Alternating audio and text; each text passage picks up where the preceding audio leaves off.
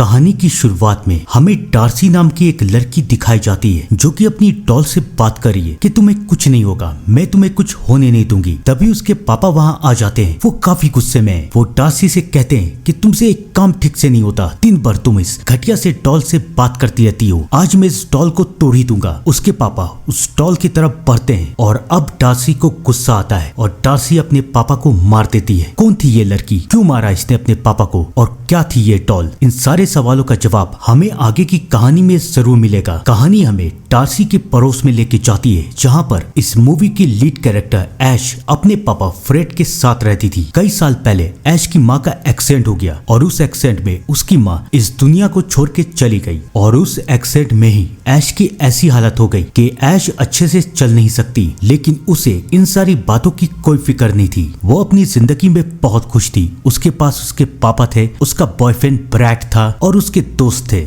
और अब कुछ दिनों में ऐश का बर्थडे, लेकिन बेचारी ऐश को पता नहीं था कि आज के बाद उसकी जिंदगी बदल जाएगी। ऐश कॉलेज जा रही है, तभी रास्ते में उसकी मुलाकात डार्सी से होती है जो कि ऐश का इंतजार कर रही है। डार्सी याद है ना, भूले तो नहीं? डार्सी और ऐश बचपन के दोस्त थे, लेकिन जैसे जैसे दोनों बड़े होते गए ऐश और डार्सी के रास्ते अलग हो गए। ऐश की एक अलग दुनिया बन गई, अलग दोस्त बन गए और डार्सी को ये बात पसंद नहीं आती थी क्योंकि डार्सी दिल ही दिल में ऐश से प्यार करती थी और उसने ये बात अब तक किसी को नहीं बताई। ऐश की तरह ही डार्सी की माँ भी उसे छोड़ के जा चुकी थी, लेकिन फर्क बस इतना सा था कि डार्सी की माँ ने खुद को मारा था, वो भी डार्सी के सामने। तो शायद डार्सी इसलिए इतनी अजीब थी। ऐश डार्सी को अपना दोस्त समझती थी, लेकिन उसे पता नहीं था कि डार्सी के दिल में आखिर क्या है। कई दिनों के बाद डार्सी से मिलके ऐश बहुत खुश है। वो डार्सी से पूछती है तुम कैसी हो? डार्सी उसे बताती मैं बहुत अच्छी हूँ और उसके बाद डार्सी ऐश को एक ब्रेसलेट दिखाती है और कहती है तुम्हें ये याद है ना, बचपन में हम दोनों कितने अच्छे दोस्त थे और हम दोनों एक ही जैसा ब्रेसलेट लॉकेट सब पहनते थे ताकि हम दोनों एक दूसरे से दूर ना हो। डार्सी की बात सुन के ऐश हंसती है और कहती है हाँ मुझे याद है। डार्सी कहती है तुम्हारा तो बर्थडे आने वाला है ना, क्या करोगी तुम अपने बर्थडे में? अपने बर्थडे का नाम सुन के ऐश को ऐसा लगता है कि उसे डार्सी को अपने बर्थडे में बुलाना चाहिए। वो डार्सी को इन्वाइट करती है कि आज शाम तुम मेरे घर आओ, हम लोग पार्टी के लिए प्लान कर रहे हैं कि हमें पार्टी कैसी करनी चाहिए, तुम भी आओ। डार्सी कहती है ठीक है मैं जरूर आऊंगी, कॉलेज के बाद मेरा एक अपॉइंटमेंट है डॉक्टर के साथ, उसके बाद मैं तुम्हारे घर आऊंगी। डार्सी बहुत खुश है कि ऐश उसे अपने घर बुला रही है, लेकिन डार्सी की ये खुशी ज्यादा देर तक कायम नहीं रहती क्योंकि कुछ देर में वहाँ पर ऐश का बॉयफ्रेंड ब्रैड और उसके दोस्त फियोना और कायो आ जाते हैं। वो लोग ऐश को लेके कॉलेज चले जाते हैं और डार्सी को ये सब देख के बहुत गुस्सा आ रहा है। कॉलेज खत्म होने के बाद डार्सी अपने डॉक्टर ओलिविया से मिलती है। वो डॉक्टर डार्सी का इलाज करी थी ताकि डार्सी डिप्रेशन से दूर रहे। वो अपनी डॉक्टर को बताती है कि अब वो पूरी तरीके से तैयार है ऐश को अपनी दिल की बात बताने के लिए कि वो उससे कितना प्यार करती है। ओलिविया डार्सी को समझाती है कि जो भी करना सोच समझ के करना और चाहे वो हाँ कहे या फिर ना, डिप्रेस होने की कोई बात नहीं है। लेकिन अब डार्सी को बहुत अजीब लग रहा है। वो कहती है कि अगर ऐश ने ना कहा तो मैं कुछ भी कर सकती हूँ। ओलिविया को भी डर लग रहा है कि पता नहीं ये क्या करेगी। किसी को नहीं पता कि आने वाली कहानी में इन सब के साथ क्या होगा। इन सारी बातों से अनजान ऐश के घर में उसके दोस्त आए, ब्रैड, कायो का बॉयफ्रेंड चार्ली और फियोना। सब के सब ऐश के बर्थडे की तैयारी कर रहे हैं। लेकिन उसके बाद फियोना ऐश से पूछती है कि तुम उस अजीब सी लड़की के साथ क्या करी थी? तुमने सुना नहीं है कि वो कितनी अजीब है? सब कोई उसका मजाक उड़ाते हैं, सब कोई तो ये कहते हैं कि वो काला जादू करती है, तुम उसके साथ मत रहो। ये बातें सुन के ऐश को अच्छा नहीं लगता। वो उन्हें कहती है कि प्लीज ये सब मत कहो, वो मेरी बचपन की दोस्त है और वैसे भी वो कुछ देर में यहाँ आने वाली है। ये सुन के सब नाराज हो जाते हैं कि तुमने उसे यहाँ पर क्यों बुलाया, उसका यहाँ पर क्या काम? लेकिन इससे पहले ऐश उन्हें कुछ समझा पाती। अब डार्सी वहाँ पर आ चुकी है। ऐश डार्सी को रिसीव करने के लिए दरवाजे की तरफ जाती है। डार्सी बहुत खुश है। वो अपने साथ एक गिफ्ट भी लाई है और शायद वो ऐश से अपने दिल की बात करने वाली है। लेकिन तभी डार्सी को ऐश के दोस्तों की आवाज आती है। उसे डर लगने लगता है क्योंकि वो तो यही सोच के आई थी कि घर में सिर्फ वो और ऐश अकेले हैं। ऐश उसे समझाती है कि डरने की कोई बात नहीं, चलो मैं तुम्हें अपने दोस्तों से मिलवाती हूँ। ऐश उसे अंदर लेके आती है और उसके बाद ऐश उसके लिए पानी लेने के लिए चली जाती है और फिर फियोना, ब्रैड, चार्ली और कायो डार्सी का मजाक उड़ाना शुरू करते हैं। डार्सी को ये सब पसंद नहीं आ रहा है और जब ऐश लौटती है तो वो ऐश को अपना गिफ्ट देती है और वहाँ से चली जाती है। ऐश समझ जाती है कि जरूर इन लोगों ने डार्सी के साथ कुछ किया होगा। वो अपने दोस्तों से पूछती है तुमने क्या किया इसके साथ, ये यहाँ से ऐसे क्यों गई? लेकिन उसके दोस्त मना कर रहे हैं कि हमने तो कुछ किया नहीं। तभी फियोना ये कहती है कि चलो ये देखते हैं कि उस अजीब सी लड़की ने तुम्हें क्या गिफ्ट दिया है। बॉक्स तो इतना बड़ा है, देखते हैं कि इस बॉक्स के अंदर क्या है। ऐश मना करिए, लेकिन फियोना और ब्रैड उस बॉक्स को खोल देते हैं और उस बॉक्स के अंदर एक बड़ी सी टॉल है। उसे देख के सब कोई हंस रहे हैं कि कितनी अजीब लड़की है, तुम्हें ये टॉल दे रही है। और उस बॉक्स के अंदर एक लेटर भी है, या मैं यूं कहूं लव लेटर। और उस लेटर में डार्सी ने अपने दिल की सारी बात कह दी कि वो ऐश से बचपन से प्यार करती है और वो ऐश के साथ अपनी जिंदगी बिताना चाहती है। ये सुन के ऐश हैरान है, लेकिन उसके दोस्त डार्सी का मजाक उड़ा रहे। ऐश को कुछ समझ में नहीं आ रहा कि वो क्या करे। इन सारी बातों से अनजान डार्सी अपने घर में ऐश के जवाब का इंतजार कर रही थी कि ऐश क्या बोलेगी। थोड़ी देर में कॉल आता है, लेकिन ये कॉल ऐश का नहीं बल्कि ब्रैड का है। ब्रैड डार्सी से कहता है कि तुम्हारी हिम्मत कैसे हुई ऐश को प्रपोज करने की, वो तुमसे नफरत करती है और तुम उससे दूर रहना। ये सुन के डार्सी का दिल टूट जाता है और अब डार्सी को गुस्सा आ रहा है। इन सारी बातों से अनजान ऐश अपने घर में अपने पापा फ्रेड के साथ है। वो अपने पापा को सारी बातें बता देती है। फ्रेड ऐश को समझा रहा है कि डार्सी की माँ मेरी दोस्त थी, जब से वो गई है डार्सी परेशान रहती है, तुम्हें उसे समझाना चाहिए। ऐश भी ये सोच रही है कि उसे डार्सी से बात करनी चाहिए, लेकिन इससे पहले वो उसे कॉल कर पाती। उसके दरवाजे पे नॉक होता है, नॉक नॉक, और ऐश जैसी दरवाजा खोलती है तो देखती है कि वहाँ पर डार्सी है और डार्सी बहुत अजीब सी लग रही है। वो ऐश से कहती है तुम मुझसे प्यार नहीं करती ना, तुम मेरे साथ रहना नहीं चाहती ना, तुम उस ब्रैड के साथ रहना चाहती हो ना। ठीक है, अगर तुम मेरे साथ नहीं रहोगी तो मैं भी जीऊंगी नहीं। ये कह के डार्सी वहाँ से चली जाती है। अब ऐश को डर लग रहा है कि जरूर ये अपने साथ कुछ करेगी। वो अपने पापा से कहती है चलिए हमें उसे बचाना पड़ेगा। फ्रेड और ऐश डार्सी को ढूंढते हुए उसके घर की तरफ जाते हैं और वो ये देखते हैं कि डार्सी ने अपने आप को मार दिया है। ये देख के ऐश और फ्रेड सब के सब हिल जाते हैं। अगले दिन डार्सी को दफनाया जाता है। ऐश और कायो बहुत उदास है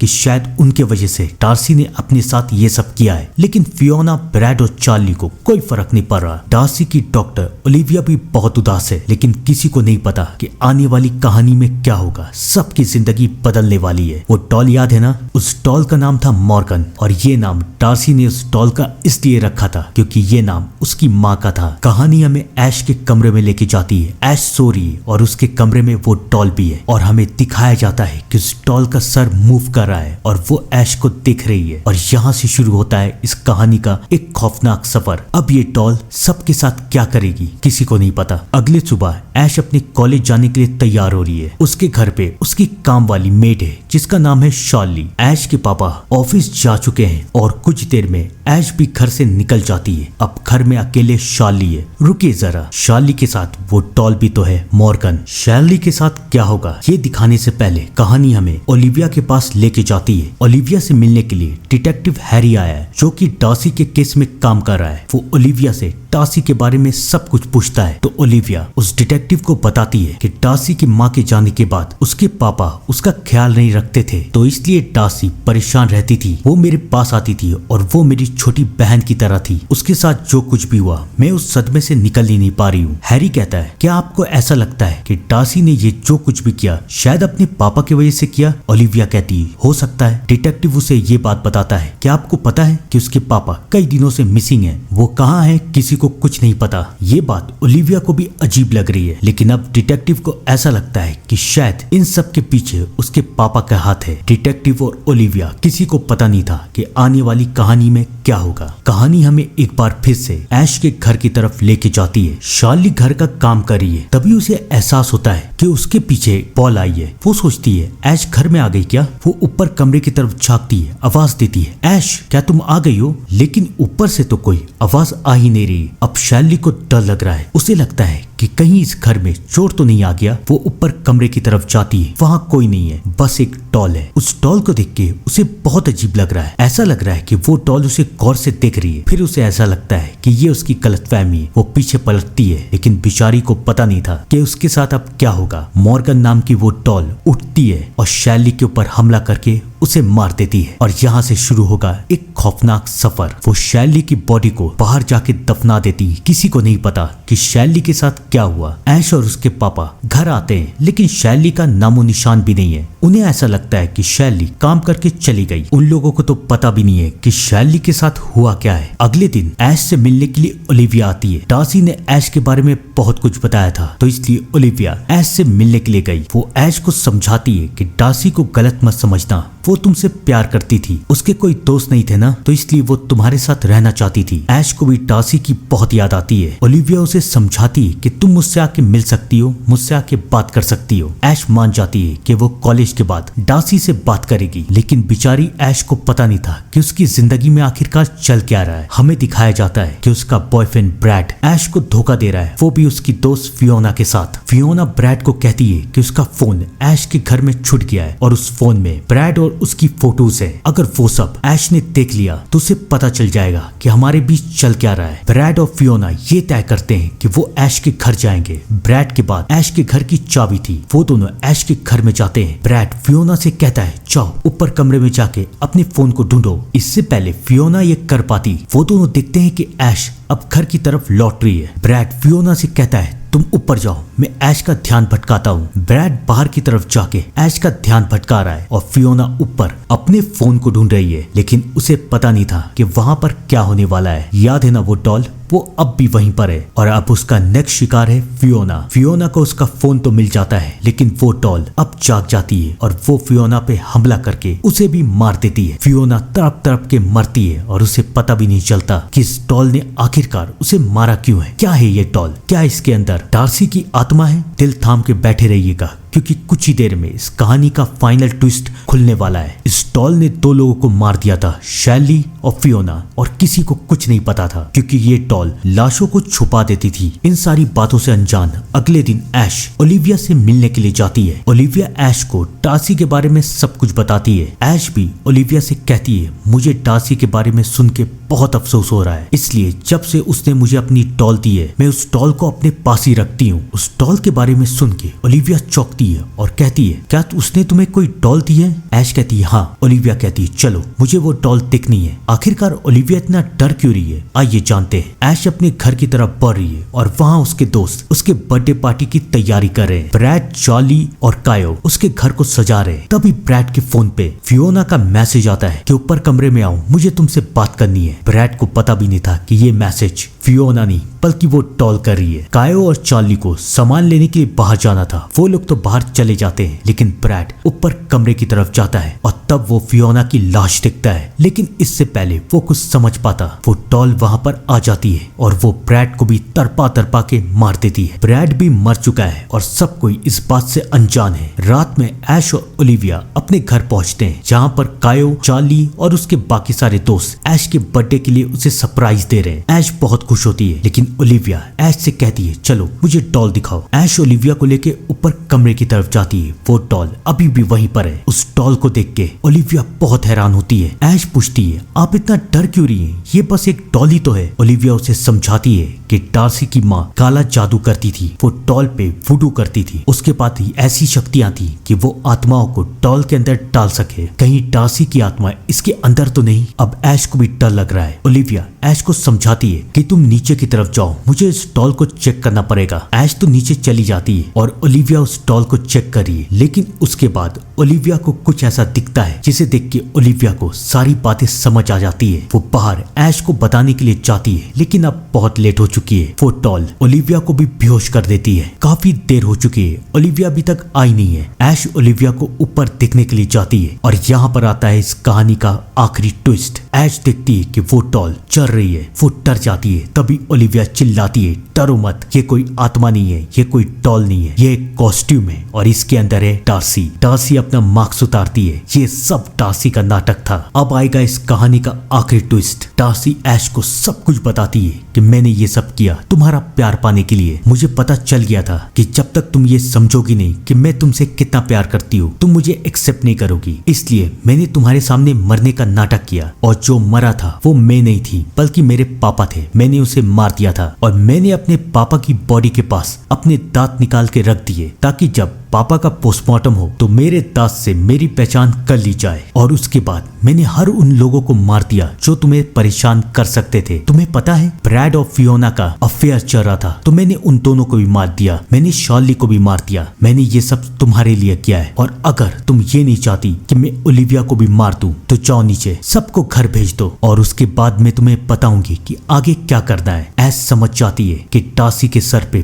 पागलपन छा चुका है। वो किसी की बात नहीं सुनेगी। ओलिविया को बचाने के लिए ऐश नीचे की तरफ जाती है और सारे दोस्तों को घर जाने के लिए कहती है। कायो को शक होता है कि ऐश उससे कुछ छुपा रही है लेकिन ऐश कायो को भी घर भेज देती है। अब घर में अकेले हैं ऐश, टासी और ओलिविया। ऐश ऊपर की तरफ जाती है। टासी ने ओलिविया को बेहोश कर दिया है और अब वो ऐश के पास आती है और कहती है चलो यहाँ से हम लोग चलते हैं, हम लोग कहीं दूर चले जाएंगे, किसी को पता नहीं चलेगा। ऐश कहती है तुम पागल हो गई हो, तुम्हें समझ में नहीं आ रहा है कि तुम क्या कह रही हो। और अब ओलिविया को गुस्सा आ रहा है लेकिन तभी ऐश के पापा की आवाज आती है। वो भी घर आ चुके हैं। टार्सी जानती थी कि जब तक उसके पापा हैं ऐश अपने पापा को छोड़ के जाएगी नहीं। वो ऐश को भी बेहोश कर देती है और अब वो उसके पापा के पास जा रही है। वो उसके पापा पे हमला कर देती है। उसके पापा भी अब मरने वाले हैं। सब कुछ वैसा ही हो रहा है जैसे टार्सी ने प्लान किया था। लेकिन यहाँ पर कहानी में ट्विस्ट आएगा। ऐश और ओलिविया दोनों को होश आ जाता है और दोनों डिटेक्टिव को कॉल कर देते हैं। थोड़ी देर में वहाँ डिटेक्टिव भी आ जाता है लेकिन टार्सी डिटेक्टिव को भी मार देती है। ऐश और ओलिविया नीचे की तरफ आते हैं। ऐश के पापा की हालत बहुत खराब है और अब उनके सामने